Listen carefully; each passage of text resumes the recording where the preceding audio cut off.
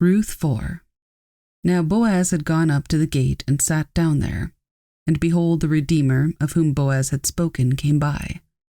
So Boaz said, "Turn aside, friend, sit down here." And he turned aside and sat down. And he took 10 men of the elders of the city and said, "Sit down here." So they sat down. Then he said to the Redeemer, "Naomi, who has come back from the country of Moab, is selling the parcel of land that belonged to our relative Elimelech. So I thought I would tell you of it and say, buy it in the presence of those sitting here and in the presence of the elders of my people. If you will redeem it, redeem it. But if you will not, tell me, that I may know, for there is no one besides you to redeem it, and I come after you." And he said, "I will redeem it."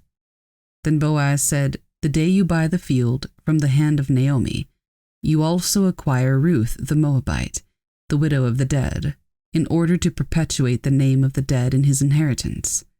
Then the Redeemer said, "I cannot redeem it for myself, lest I impair my own inheritance.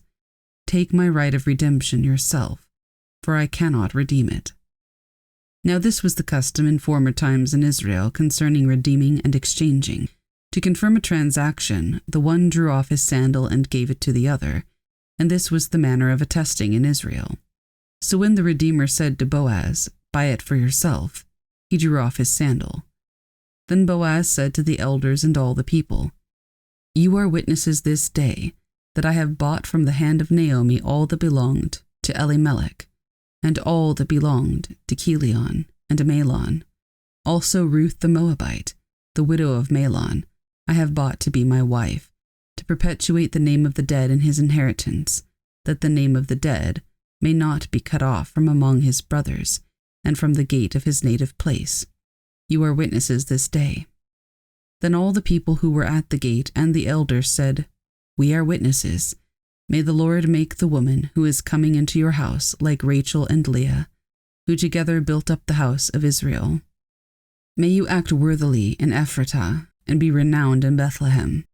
And may your house be like the house of Perez, whom Tamar bore to Judah, because of the offspring that the Lord will give you by this young woman."